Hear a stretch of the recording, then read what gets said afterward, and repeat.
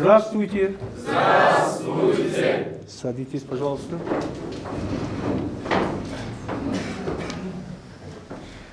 Дорогие студенты, дорогие ребята, сегодня у нас особый урок. У нас будет проблемно-дискуссионные занятия. Что это означает, вы знаете, да?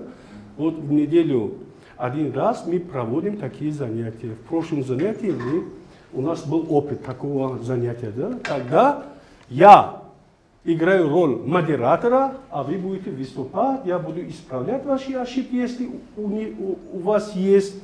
И таким образом основной упор ляжется на ваше видение, на ваше мировоззрение, на ваше знание, на ваше поведение, на том, что как вы усвоили ту или иную тему. Да? Вот, об этом я хотел сказать. Вот вначале я что хочу вам напомнить, что мы проходим, конечно, уже это третья неделя, вы и так знаете, что проходим начальный этап истории мировой литературы.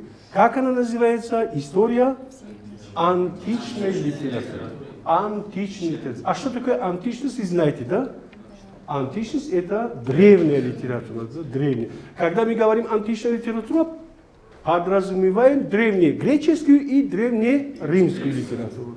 На протяжении 1200 лет, вот в начале зарождения, становления художественной литературы в прямом и переносном смысле, вот именно древнегреческая литература в начале, а потом, впоследствии, древнеримская литература сыграли очень важную роль в развитии литературы в мировом масштабе. Об этом я вам уже сказал, говорил в прошлые занятия. Вот теперь я хочу вам напомнить, что история античного периода представляет интерес не только благодаря высокому качеству созданных в это время художественных ценностей, художественных произведений, но и влияние этой литературы на всю европейскую литературу и литературу Азии, в том числе Америки. Вы об этом тоже знаете. Теперь я напомню, что вам было заранее задано некоторые вопросы, которые вы будете сегодня ответить. Но я вас прошу, у нас всего 50 минут.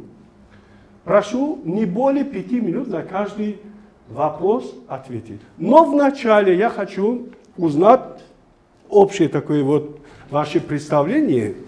Вот, например, какое мировое значение имеет античность? Кто может ответить на этот вопрос? Можно? Пожалуйста. Все жанры, которые сейчас существуют в мировом литературе, все они зародились и формировались в Древней Греции и в Древнем Риме. Да. И в течение нескольких тысячелетий они были изменены и обогащались. Спасибо. Верно.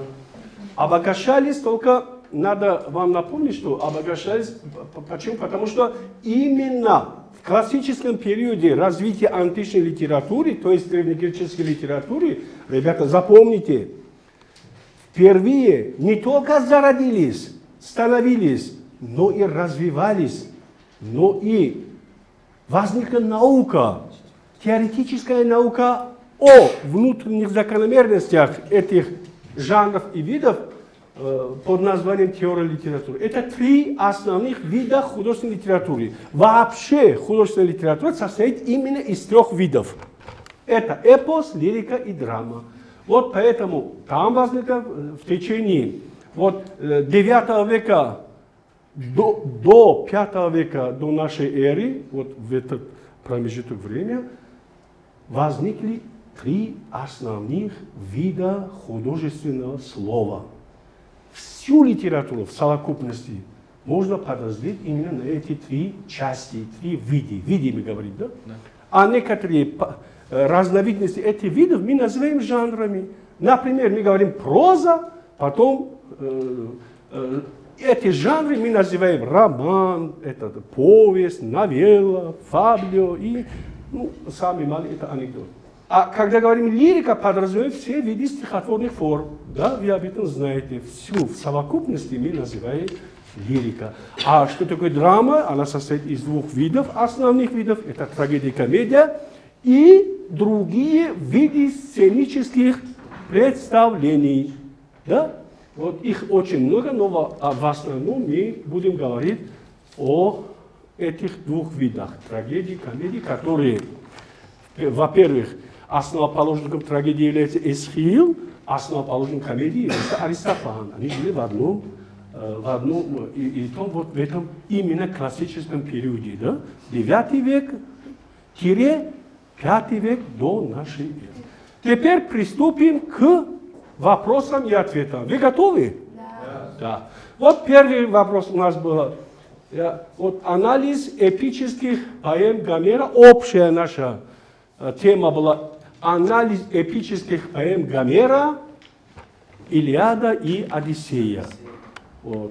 О важности этой темы мы говорили заранее, в прошлом занятии, что эти две шедевры мировой литературы влияли на весь развитие эпических поэм других народов, других стран.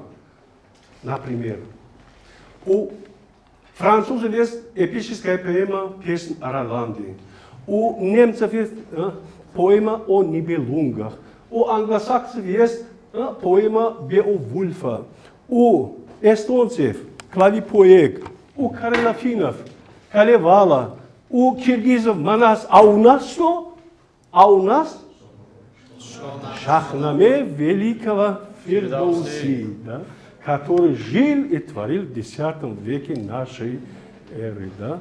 Самая такая знаменитая эпическая поэма, самая знаменитая и самая глубоко художественная поэма и философская поэма, то есть самая лучшая из них, я это говорю очень ответственно, самая лучшая из всех мировых эпических поэм, Шахнаме является самой лучшей, самой знаменитой и глубоко художественной. Да. Хорошо. Теперь первый вопрос. Первый у нас таков. История создания поэм Гомера. Вкратце. Кто может ответить? Пожалуйста. Так. Спасибо. Историю создания поэм Гомера и информацию об авторе этих поэм. Если мы начнем изучать биографию Гомера, то мы столкнемся с огромным количеством белых пятен. А что вы имеете под словосочетанием «белые пятна»? Неизвестные промежутки. Да. Вот так.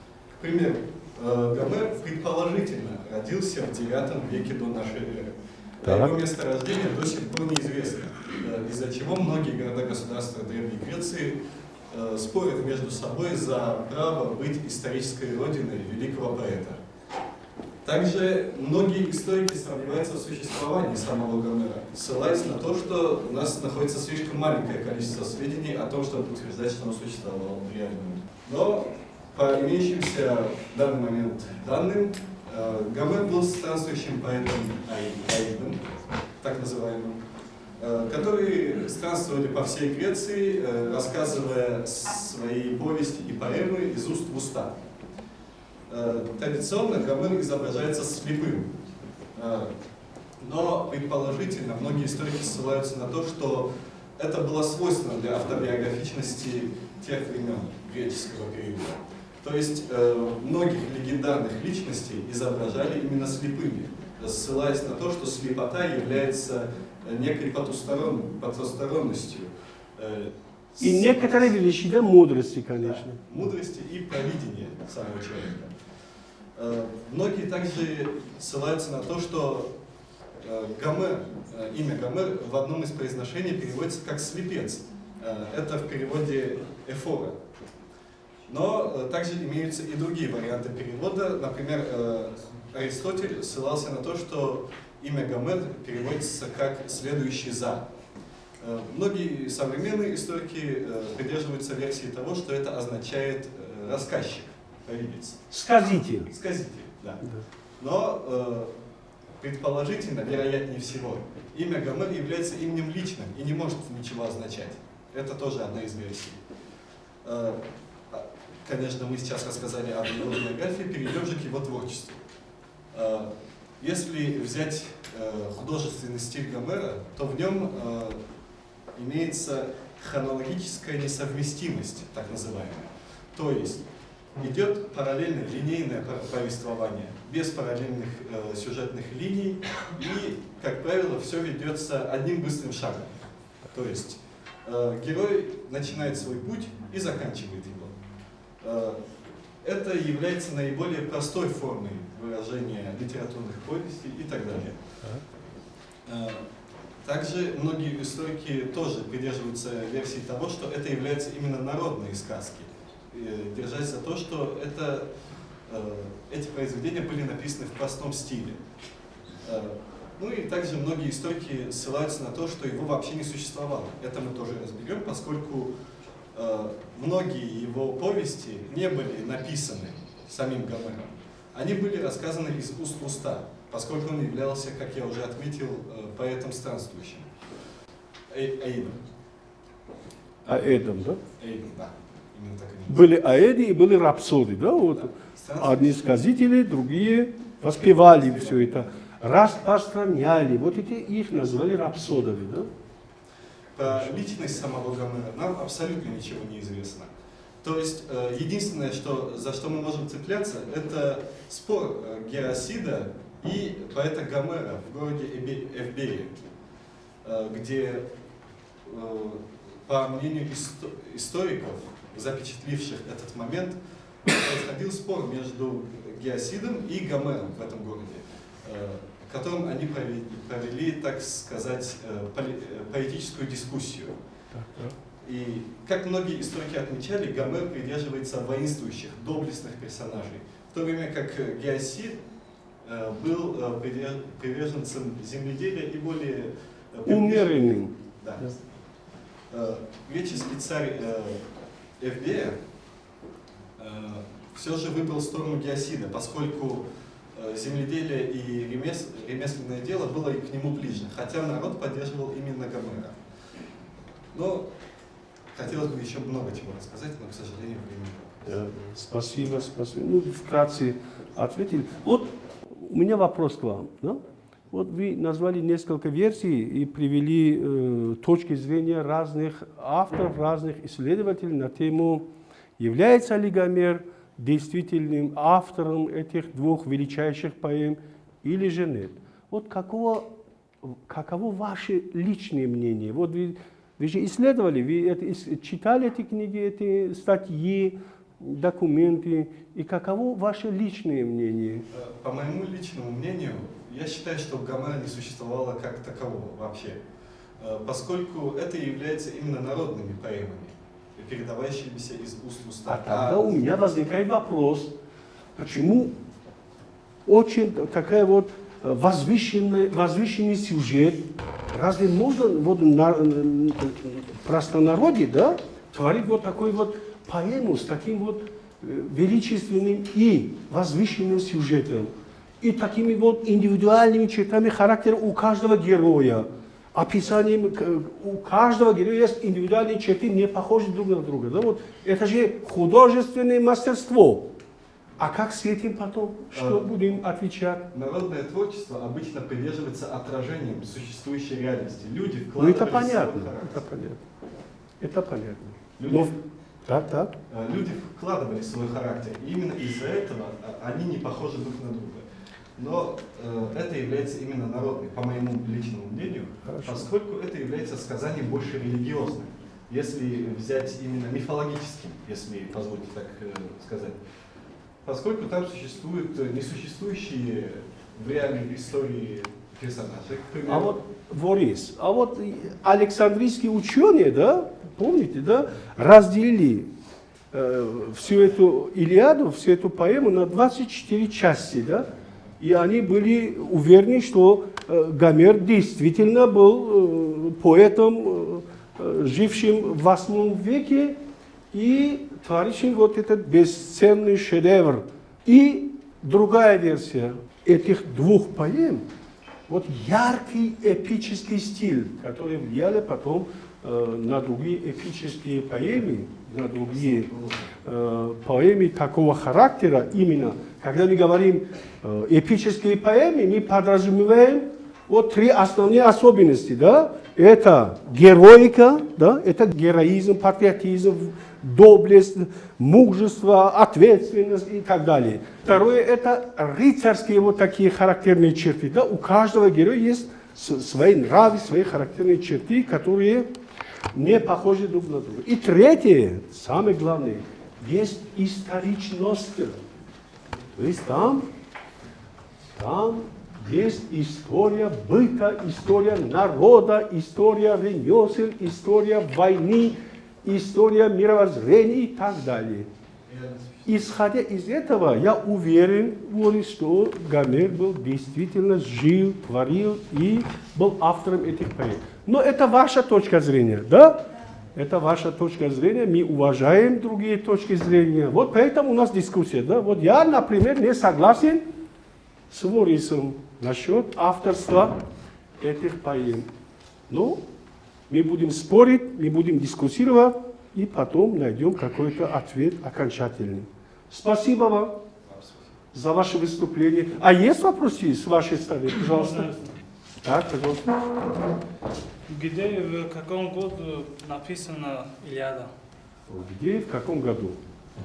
Предположительно, Илиада была написана в 9 веке до нашей эры в одном из древних греческих городов Иоса.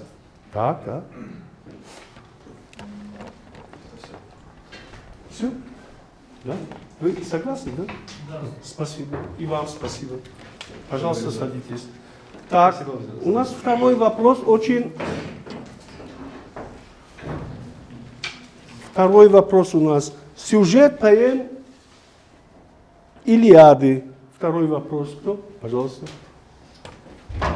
Только коротко, хорошо?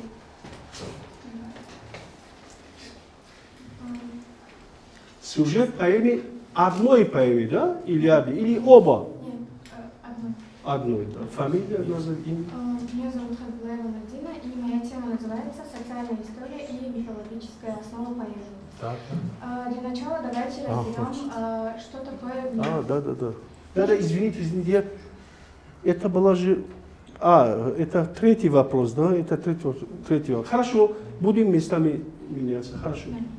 Социально-историческая и мифологическая основа. Хорошо. Для начала давайте разберем, что такое миф. Миф – это традиционное повествование или рассказ, который обычно объясняет происхождение или историю священных понятий, явлений и событий, а также представляет собой символическую интерпретацию мира и человеческой жизни.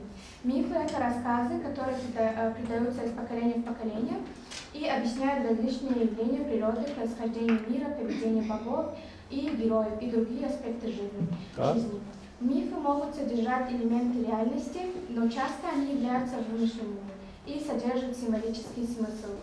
Мифы играли важную роль в различных культурах, помогая людям объяснять мир вокруг себя, формировать свои ценности и верования, а также укреплять связь с предками и традициями. Илиада, хоть и является эпическим произведением, отражает определенные социальные и исторические и мифологические основы. Гомер в своем произведении описывает битву за Трою, которая реально произошла в древности, и Троянская война частично основана на реальных и исторических событиях. Хотя они могли быть сильно искажены в ходе легендаризации и поэтического творчества. Конечно. В мифическом аспекте Илиада содержит множество персонажей и сюжетных линий, связанных с древнегреческой мифологией. Боги и полубоги вмешиваются в дела людей, что отражает верование в культуру древних греков. Таким образом, Илиада сочетает в себе реальные исторические основы и мифологические элементы в виде вмешательства богов в дела людей, создавая сложные и многогранные произведения. Вот, и хорошо сказать, что миф – это это какой-то, это особый вид мировоззрения, да? Это наивное представление людей, первобытных людей, конечно, и на окружающий мир. Почему вот случается землетрясение, почему вот, бывают такие вот катаклизмы природные, да? И откуда вот берется вот такая сила, да, что вот все это разрушается, все это создается, все это в головах людей, да, образовывается вот, мифами, да, различными мифами. Но в Древней Греции, вот вы об этом что-то забыли сказать, что мифы в основном подразделялись на два вида, да, мифы о богах и мифы о героях. Да. А вот в самой Илиаде какие из этих мифологий присутствуют? Боги. Боги, конечно, и герои. Герои. Вот Ахиллес, полубог, да, герой, является главным персонажем Илиады, да? У него же мать была Фетида, богиня, отец. Вот. Гнев воспевай, о муза Пелеева сына. Пелеева сына, значит, он был сыном великого Пелея, это Фессалия, это южная часть. Да?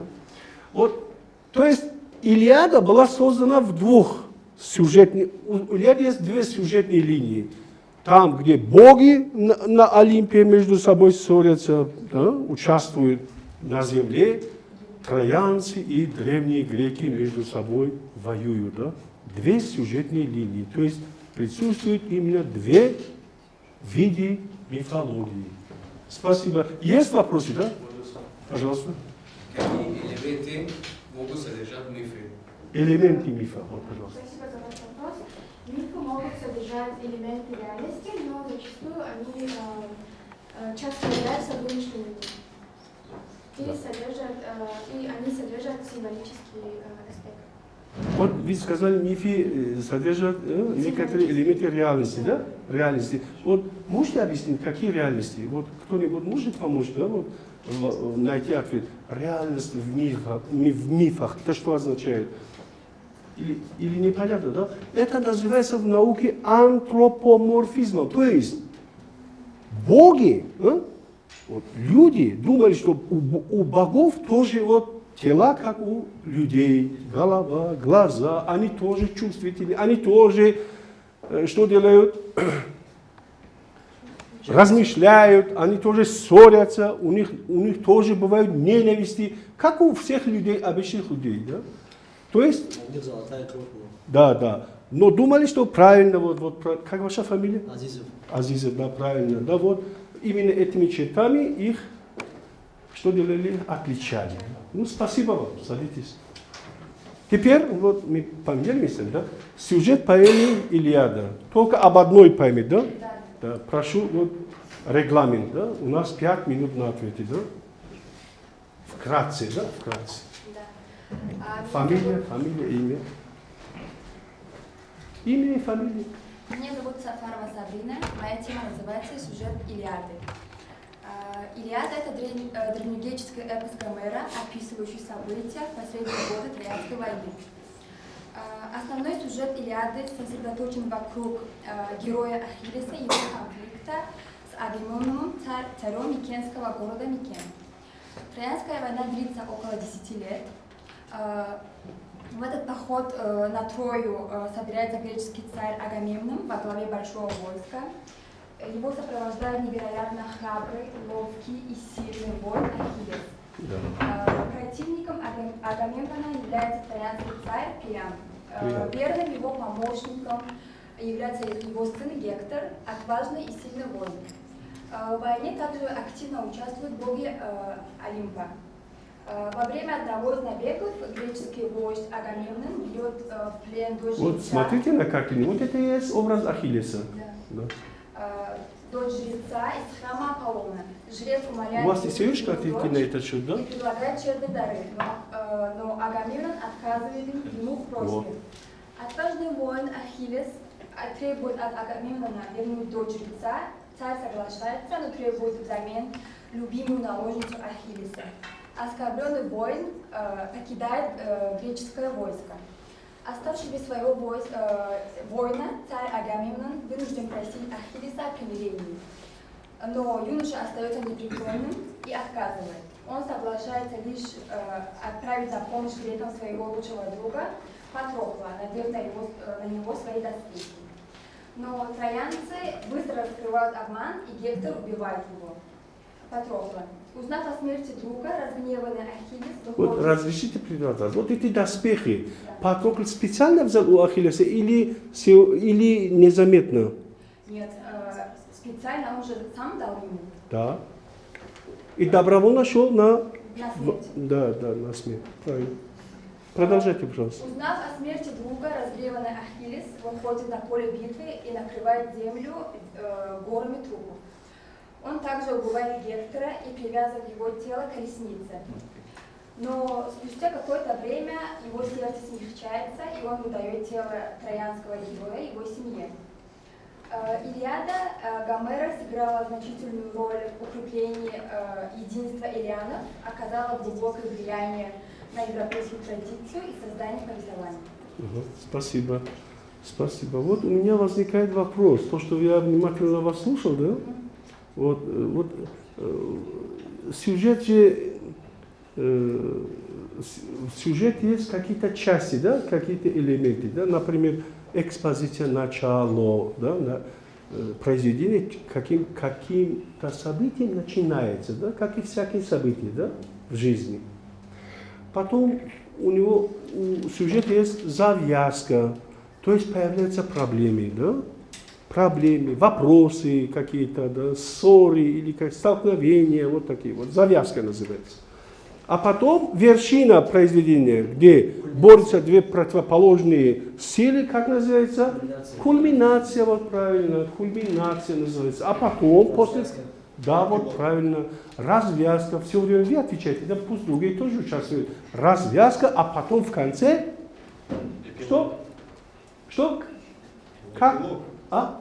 Эпилог, правильно. Или просто концовка, конец произведения. Вот из этих 5 частей состоит сюжет всякого прозаического произведения. В лирике нет сюжета, только в прозе, да? И включая тут героические, военно-героические поэмы, как, например, Илиада, как, например, Шахнаме Фердоуси, как, например, Калевала, как, например, Клавипоэт, как Манас, как и другие песни о моем силе и другие вот эпические поэмы. Какого характера? Это есть эпический стиль. Да? Вот, по-вашему мнению, где кульминация сюжета Илиады? Вот самая вершина. Сражение Гомера и Ахиллеса. Не Гомера. Гектора. Не торопитесь, пожалуйста. Увидев телевидение, видите что-то. Да. Правильно, вот ссора Ахиллеса с Гектором. Вот это есть вершина произведения. У вас есть вопросы? Можно я? Да, пожалуйста. Какие боги участвовали в Троянской войне? Вопрос очень хороший, актуальный. Спасибо за ваш вопрос. Я отвечу на него следующим образом.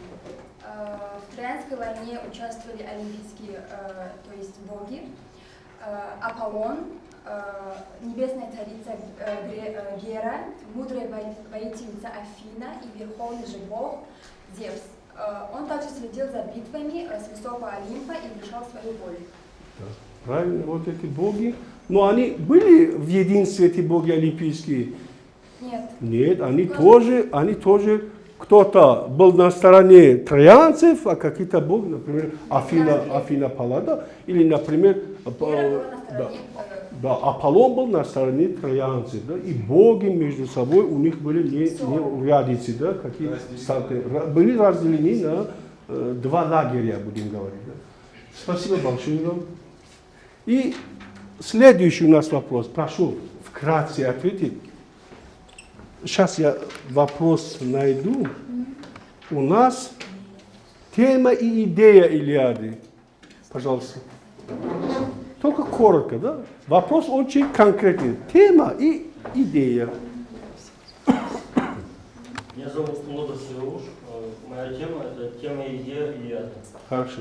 В Илиаде Гомера действительно изображаются военные сражения между греками и троянцами, которые происходят на 10-м году осады Трои. Это основной фокус эпоса, который показывает жестокость, масштаб и трагичность войны. Военные сражения в Илиаде описываются с большим вниманием к деталям.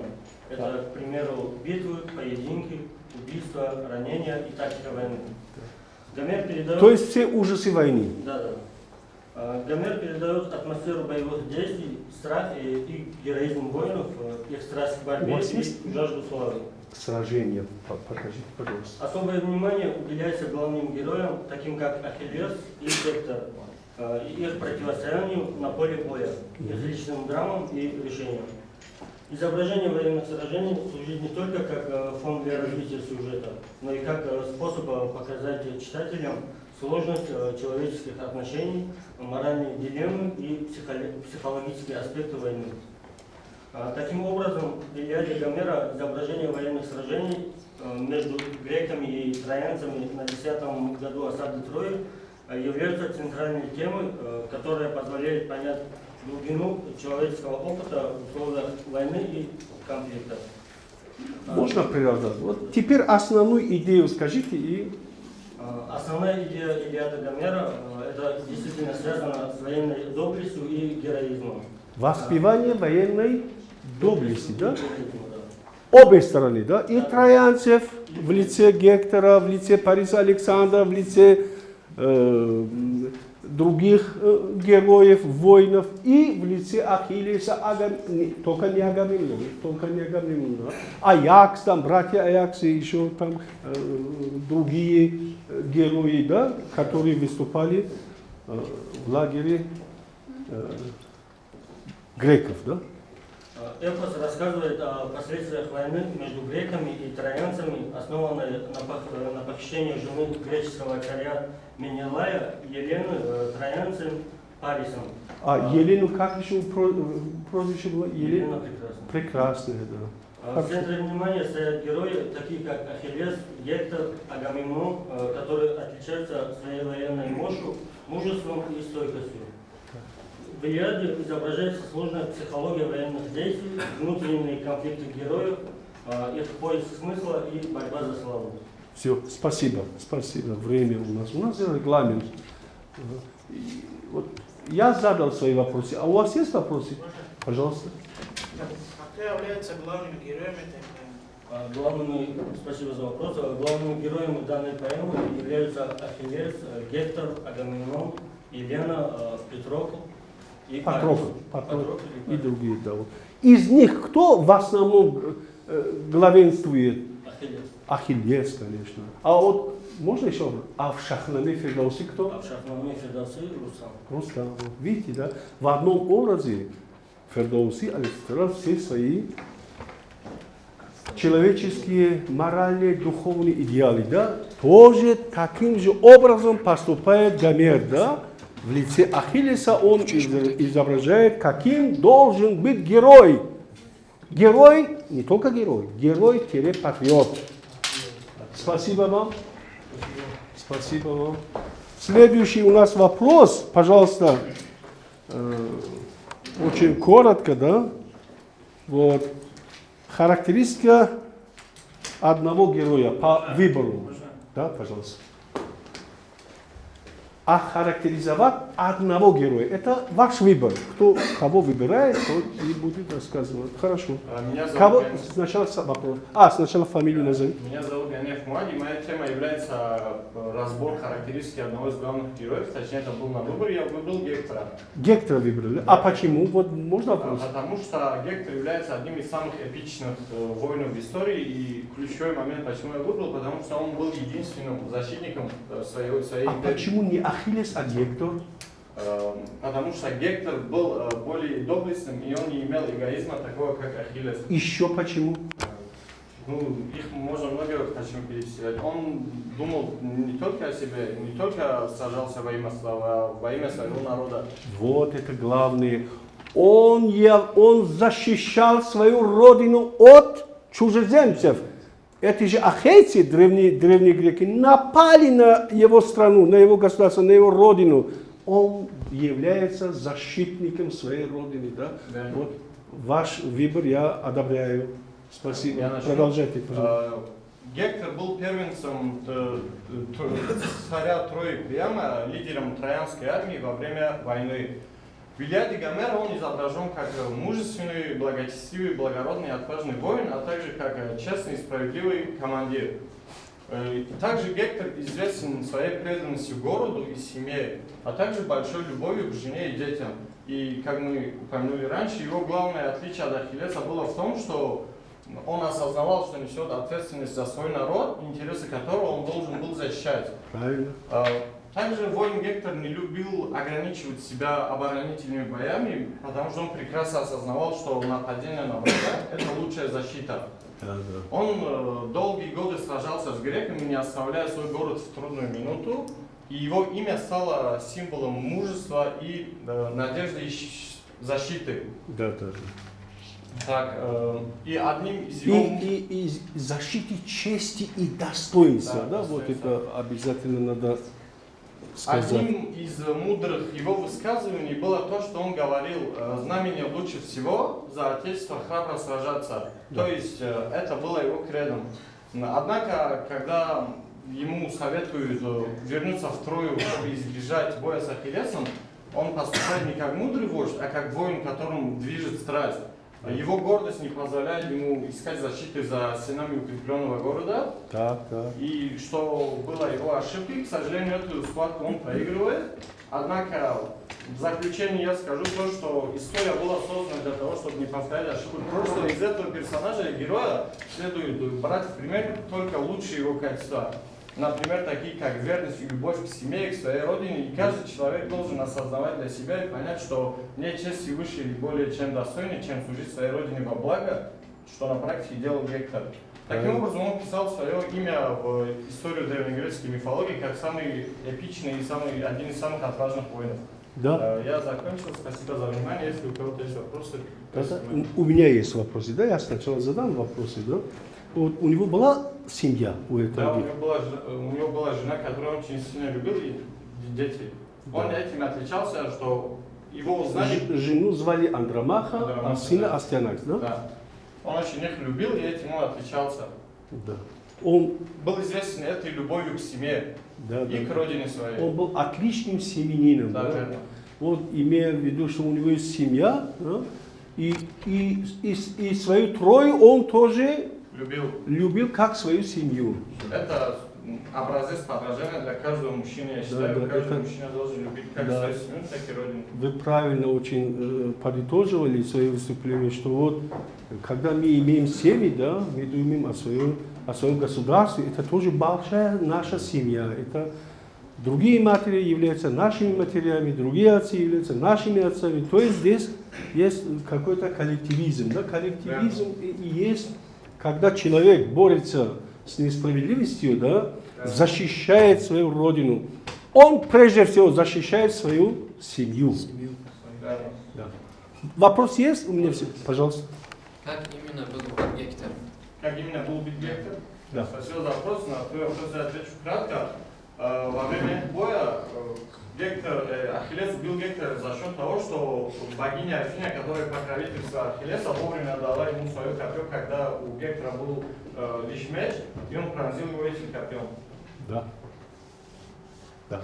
И убил его, да? Убил его, да. И потом... Далее привязал его к своей колеснице и издевался над трупом мертвого. Издевался над трупом, да? Да. У него был ужасный, знаете, возмездие, да, говорят? Возмездие. А? Верно. Возмездие. Жажда, да? А? Жажда мести. Жажда мести. Жажда мести, да. Это очень страстная жажда. Вот такая вот, что даже не было в то время такого правила, чтобы мертвеца таким образом оскорблять, да? Оскорблять честь и достоинство героя, тем более полководца. Полководца, да, сына царя. Да. Вот это вы тоже правы. Спасибо вам за выступление. Вот. Опять-таки давайте регламент. соблюдать. Хорошо? Следующий наш вопрос – воплощение идеала военной доблести древних греков в образе Ахиллеса. Образ, пожалуйста. Пожалуйста. Можно вкратце, да? Очень кратко. Спасибо, моя фамилия Шузуар Улис. Моя тема – воплощение идеала военной доблести в образе Ахиллеса. Вот он перед вами, да? В Илиаде Ахиллес изображен как могучий герой. Он настолько силен, что его присутствие на поле боя заставляет остаться за стенами троянцев. Его военное мастерство и храбрость настолько велики, что рядом с ним другие герои кажутся незначительными. Но ключевым моментом поэмы является не столько его воинская доблесть, сколько его гнев и отказ участвовать в военных действиях. Гнев Ахиллеса возникает в начале поэмы, когда Агамемнон, командующий греческими войсками, отбирает у Ахиллеса его пленницу Брисиду. Этот акт воспринимается Ахиллесом как глубокое оскорбление и унижение, и поэтому он решает отказаться от участия в военных действиях. Отказ главного героя от участия в военных действиях приводит к тому, что греки начинают терпеть поражение от троянцев. Это подчеркивает не только военное значение Ахиллеса, но и его роль как символ моральной силы и вдохновения для своих соратников. Очень хорошее заключительное предложение. Есть вопросы, да? Да. Пожалуйста. Какие черты характера Ахиллеса вам больше всего понравились? Вот это как личный вопрос, да? Вот. Да. Какие черты характера вам лично нравились, да? Ахиллес это не просто воин или герой, он символ человеческой сложности, воплощение идеалов и ценностей древнегреческой культуры. Как он мстил за своего друга Патрокла, за его смерть, это достойно уважения. Достойно уважения, конечно. Есть еще вопросы, да? Нет? Спасибо. Спасибо. Румис. Так, у нас сюжет Одиссеи. Прошу коротко, пожалуйста. Сюжет Одиссеи теперь. Очень кратко, очень кратко. Меня зовут Абдулла Мухаммад, и моя тема сюжет поэмы Одиссея. Одиссея, написанная древнегреческим поэтом Гомером, является эпической поэмой, которая определила читателей на протяжении веков. Это история приключений, героизма и силы человеческого духа. В этой поэме будут рассмотрены темы, персонажи и литературные методы, используемые в Одиссее, подчеркивая его непреходящее значение в области мировой литературы. Одиссея была написана в 8 веке до нашей эры, в период известный как грецкие темные века. Он отражает ценности, убеждения и структуру общества Древней Греции, представляя ценные представления о культуре того времени. Сюжет поэмы начинается в Итаке, родине Одиссея, куда он возвращается после длительного отсутствия. Однако его дом оккупирован многочисленными претендентами на руки его жены Пенелопы, которые жаждут узнать, что случилось с Одиссеем, и требуют, чтобы Пенелопа выбрала одного из них в качестве своего нового мужа. Одиссей, попавший в эту неприятную ситуацию, решает под видом нищего бродяги вернуть свое королевство. Под прикрытием мудреца Минтора Одиссей начинает вести борьбу с претендентами и удивляет их своими невероятными физическими способностями и странными поступками. Воспользовавшись своей силой и сообразительностью, Одиссей убивает претендентов, а также разоблачает своих недругов и восстанавливает мир в своем королевстве. Пенелопа окончательно признает его, и они воссоединяются.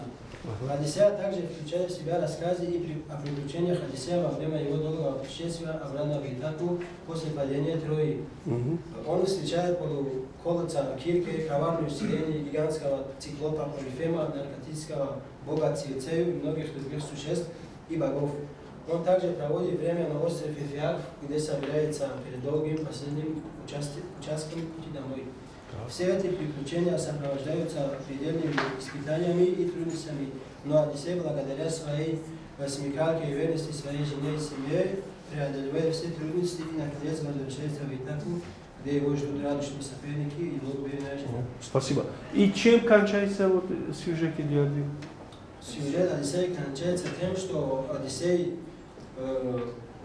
возвращается в своего дома и к своим близким Пенелопе, своему сыну и верной жене. Телемаху, да, Телемаху. Есть вопросы, да? Так, пожалуйста. Как Гомер описывает персонажа Пенелопы в этой книге? Вот вопрос очень актуальный. Гомер описывает Пенелопу как верная и преданная женщина, которая ждала своего мужа на протяжении 20 лет. 20 лет ждала она Пенелопа. Вот представьте себе, дорогие девушки, да, 20 лет. Надо ждать и надо верить, что муж вернется домой. Целым и невредимым. Просто надо уметь ждать. Это в наше время очень... Не редко. Это очень ответственный, такой ответственный поступок. Да? Ждать и надеяться. Ждать и надеяться. Есть вопросы, да? Пожалуйста. Вопросы задали, да? Да? Спасибо. Вот теперь последний вопрос остался у нас, да? Тема идея. Вот коротко можно? Пожалуйста, очень коротко. И мы подытожим потом.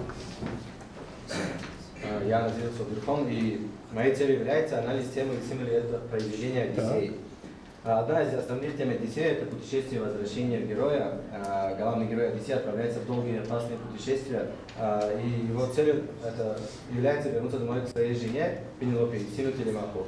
Весь роман построен вокруг этой темы, показывая трудности и испытания, которые Одиссей и его спутники переживают во время путешествия, а также радость и облегчение, когда они наконец возвращаются домой.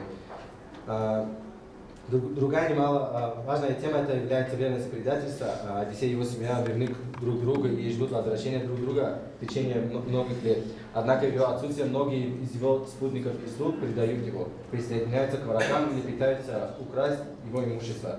Это подчеркивает важность верности и предупреждает о последствиях предательства. Одиссей также затрагивает тему человеческой судьбы и влияния богов на нее. Одиссей и его спутники сталкиваются с множеством божественных существ и богов на их пути. И они как-то препятствуют и как-то помогают им. Как пример можно привести пример Гермеса, потому что именно он помог ему убежать от нимфы Калипсо, и богиня мудрости Афина помогает ему вернуться домой. Любовь и верность – самая важная тема в Одиссее. Одиссей и Пенелопа являются примером идеальной пары, которая верна друг другу в течение многих лет. Несмотря на все трудности и испытания, они оба испытывают соблазны и сомнения, но в конце концов остаются верными друг другу. Спасибо, спасибо, вы вот ответили. Вот главное это жанровая особенность. Вот Илиада и Одиссея, вы это должны запомнить, да, что по жанровым свойствам, жанровым особенностям Илиада является военно-героической поэмой, а это Одиссея сказочно-бытовая поэма. Вот, это огромная разница. Тут возвращение героя, а там идет война. Есть вопросы? Так, пожалуйста. Почему Одиссей был проклят, если он был положительным персонажем? Да, очень такой вот вопрос, тонкий вопрос. Да, благодарю за вопрос, и этот вопрос можно очень коротко ответить, это гордость.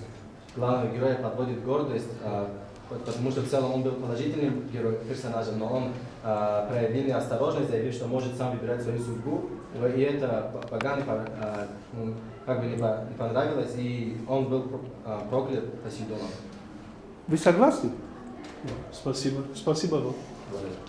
Вот, и подытожим.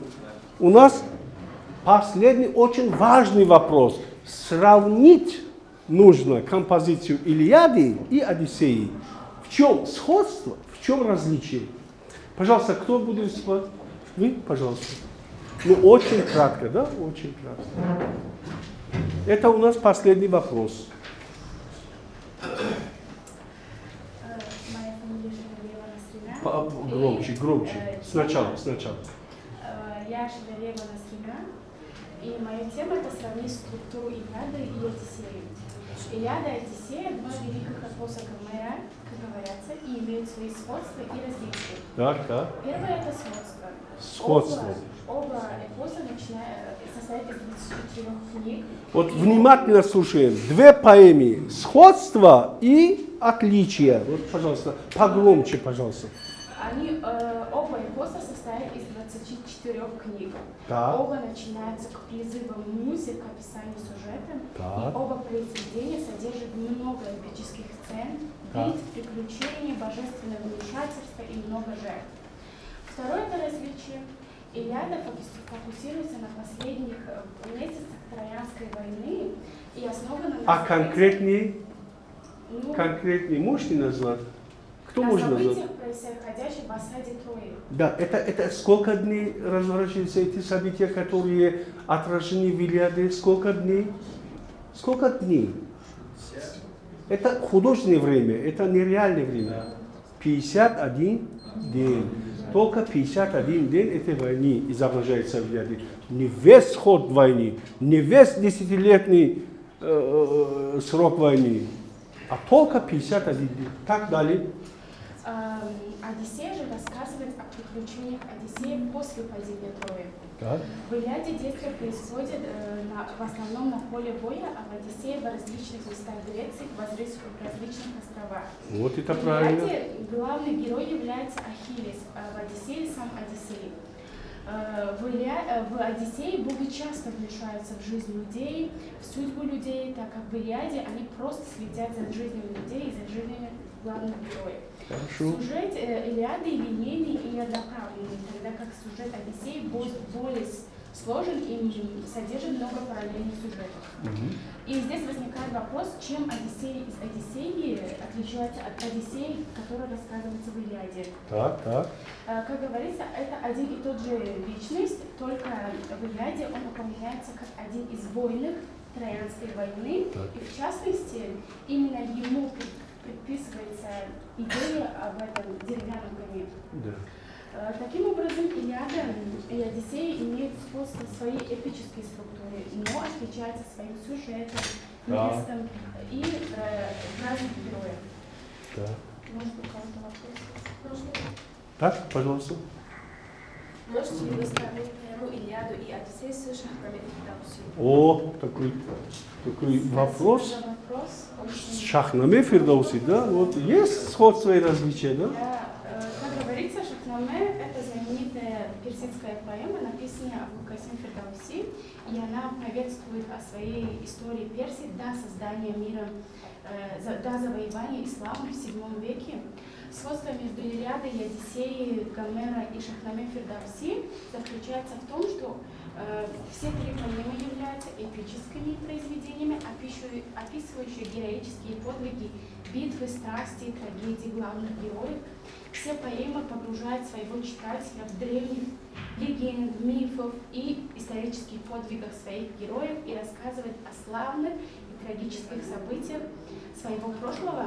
Однако Шахнаме Фирдауси имеет свои уникальные особенности, такие как важные знания, справедливости и мудрости. Очень много дидактизма, да? Что делает эту поэму одной из самых значимых работ персидской литературы и культуры. В то же время, как Илиада и Одиссея являются всего лишь классическими произведениями древнегреческой литературы, вдохновляющие свое поколение, своего читателя в исследовании героического прошлого. Здесь у нас еще имеется сюжет? Да, и здесь видно... Давайте посмотрим.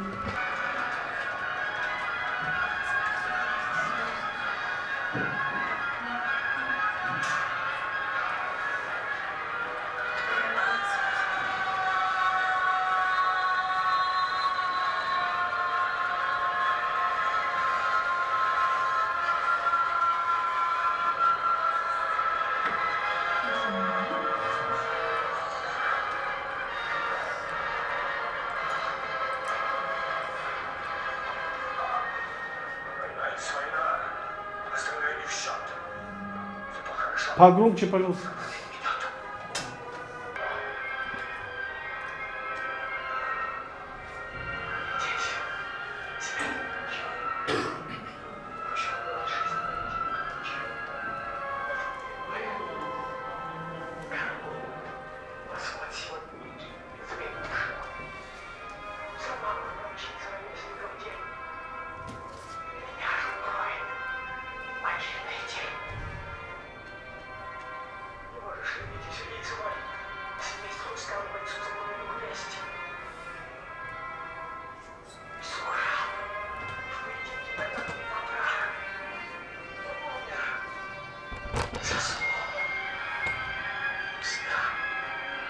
Ну, достаточно, да? Вот ключевой момент. Ключевой момент. Процесс узнавания, да?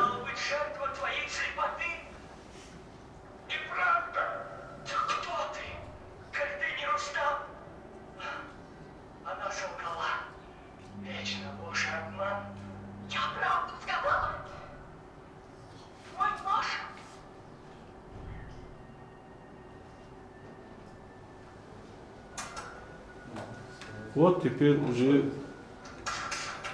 вот, ну достаточно, уже все. Вот объясните вот этот сюжет. Это самое трагический момент. Это вершина трагедии Шахнаме, да? Да, Шахнаме Фердауси, и этот трагический момент очень похож на трагический момент. Можно погромче? Где Ахиллес потеряет своего лучшего друга Патрокла, и как здесь виден, как Сухраб умирает на коленях своего отца, также Патрокль умирает на коленях своего лучшего друга Ахиллеса, после чего как Ахиллес озвереет и убивает множество. Очень хорошее сравнение, да? И там вот эта трагедия, когда Патрокла убивают, и целая песня, да, целая песня посвящается скорби Ахиллеса. Понимаете, целая часть Илиады посвящена именно тому, как Ахиллес скорбит по своему другу Патроклу. А тут отец убивает сына. Вот эти вот некоторые сходства и вот, трагичность, да, это вершина трагедии в том, что действительно в Шахнаме где-то выдано, где-то вы не можете читать или вот, даже представлять, что отец убивает своего сына. Ну, а потом сожалеет, это уже бесполезно. Вот есть вопросы, да? Вот, вот спасибо. Да, Насрине спасибо, потому что она использовала этот эпизод Шахнаме Фердауси, потому что это тоже говорит о том, что вот, когда мы читаем эпические поэмы, то у нас же мировая литература, да? Вот некоторые эти эпические поэмы, эти героические поэмы нужно сравнивать с другими эпическими поэмами других народов, да? У разных народов есть именно такие вот поэмы. Спасибо. Вот теперь вот я хочу провести с вами блиц-опрос в конце занятия. Да? Вот маленький блиц-опрос, очень буквально 2-3 минуты. Да? Вот мы когда говорим историю античной литературы, когда говорим Илиада, Одиссея, когда говорим о классическом периоде этой литературы, вот вся европейская литература, вся мировая литература, да, строилась и на руинах этой литературы. На руинах этой литературы выросла европейская литература, становилась богатая литература народов Европы. И потом влияние этого классического периода греческой литературы потом распространилось на другие народы, на азиатские народы. Например, если вот вы читали поэтику Аристотеля, да, он впервые вот там говорит о внутренних закономерностях именно эпоса, именно трагедии. А потом наш Ибн Сино, Авиценна, говорит, что Аристотель является первым учителем. Абу Наср Фараби тоже говорит, первый учитель. Вот все мыслители Востока, Абу Наср Фараби, Насир-ад-Дин Туси, Ибн Сино, вот так отзывались о Аристотеле, да? Этого философа именно этой классической эпохи. Первый учитель, Муалими Авал, да? Первый учитель. Вот давайте вспомним некоторых авторов, величайших авторов этого периода. Вы знакомы с мыслями, соображениями, афоризмами? Да, пожалуйста. Вот. Очень коротко. Я Ибрагим Вагбар буду цитировать слова античного драматурга Софокла. Так. Лучше быть прост и честен, чем умен и лжив. Вот что это означает? Это означает, То, что нужно быть честным всегда. Да. Не только когда ты умный. Спасибо, больше комментариев не надо. Кто еще, пожалуйста, пожалуйста. Я процитирую великого писателя Лукиана, древнегреческого, который жил в Римской империи. Он Так. говорит, что всякая война между братьями это есть поражение. Всякая гражданская война является поражением. И то есть писатель подразумевает то, что каждая битва со своими собратьями приводит к несчастью и к бедствиям. Вот у нас тоже была гражданская война. Были ли победители? Нет, Не было победителей. Я не могу не подчеркнуть это. Мы по своему опыту знаем, что к чему это приводит, и полностью согласны с его мнением. Когда мы говорим, наш опыт трагический тоже надо добавить. Да? Трагический опыт. И основная суть заключается в том, что сила, она в единстве. Да, правильно. Еще кто, пожалуйста? Коротко. Греческий философ Еврипид говорил, от малой искры до пожара людей доводит язык. Так. Его мудрое высказывание говорит нам о том, что человек должен следить за своим языком, чтобы избежать плохих последствий. Невзгод, да? Спасибо. Еще кто? Пожалуйста. Древний драматург Софокл говорил, правда всегда самый сильный аргумент. Это означает, что тот, кто говорит правду, всегда побеждает. Спасибо. Еще кто? Пожалуйста. Борис. Мне сильно понравилась цитата Гераклита Эфесского, основоположника диалектики и одного из черных философов. Так. Животные, проживая вместе с нами, становятся домашними. Вот. Люди, проживая друг с другом, становятся дикими. О, что это означает? Это означает именно о том, что толпа сама по себе, это довольно превращается в одно большое дикое животное. Да. В то время как человек сам по себе разумный. Спасибо. Еще кто, пожалуйста? Кто еще? Еще, пожалуйста. Хочу процитировать всем известного Софокла, опять-таки, небеса никогда не помогают тем, кто ничего не делает. О, какое изречение. Еще раз повторите, пожалуйста. Небеса никогда не помогают тем, кто ничего не делает. Кто ничего не делает, даже небеса не помогают, да? Смысл заключается в том, что если бездействовать, ничего не добьешься. О, большое спасибо. Еще кто? Еще есть? Пожалуйста. Я процитирую слова древнегреческого философа Антисфена. Какая наука самая необходимая? Это наука забывать ненужное. О, прекрасный афоризм. Самая нужная, необходимая наука – это наука забывать ненужное. Да. Даже комментарий не надо. Спасибо. Еще кто? Еще кто? Пожалуйста. Да. Даже известная личность. Здесь отмечается то, что есть известная память. Тоже комментарий, нет необходимости комментировать. Еще кто? Все? На этом все? Тогда подытожим наши занятия. Мы провели такое вот занятие, вот уже написано, спасибо за внимание, да? В чем была наша цель? Наша цель, чтобы подробнее, да, изучить и ответить на некоторые важные вопросы, да, касательно темы, идеи, сюжетов, воплощения военной доблести, художественных ценностей, двух величайших произведений, шедевров мировой литературы «Илиады» и «Одиссея». И потому что эти две поэмы появились впервые, да, впервые в западной литературе, в западной части мира.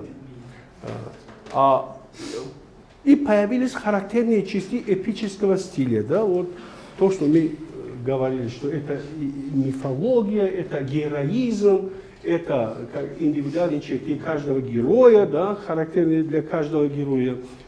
Вы прочтите Илиаду полностью, да, нигде не увидите двух героев, которые были 100% похожи друг на друга. Это что, о чем говорит? Это говорит о мастерстве автора этих поэм. Это вам касается, если у вас было другое мнение. Вот ну, ладно, я уважаю ваше мнение, но я вот настаиваю на своем, что Гомер действительно был автором этих поэм. Ну, если мнения различаются, это наша дискуссия. Потом дальше. Вот не забудьте, что это было в очень давнее время, да, это было в античности, да, это было 9-8 век до нашей эры. Да, до нашей эры. Это очень древняя литература. Но, видите как? Художественная литература ценна тем, что она остается в памяти человечества, пока существует человеческое общество. Вот нам необходимо не забыть вот этот принцип, что литература, она вечна. У литературы не бывает смерти. Вот на этом тоне я заканчиваю наше занятие. Всем вам, дорогие студенты мои, большое спасибо за ваше активное участие. Те, которые не участвовали, да, в следующем занятии я вас обязательно попрошу, чтобы вы тоже выступили. У нас чередуется лекционное занятие и вот такое дискуссионно-проблемное занятие. Вот следующее занятие у нас будет драматургия в Древней Греции. Мы будем говорить о Эсхиле, о Софокле, о Еврипиде. Хорошо? Я вам все нужные, необходимые материалы заранее в вашу группу. Ваша есть группа, да? В WhatsApp, да? Я там отправлю по почте, вы будете ознакомиться, будете читать некоторые другие источники, будете поближе познакомиться и будете выступать точно таким же образом. Большое спасибо, наш урок. Вам спасибо. Спасибо и вам тоже. До свидания. Спасибо.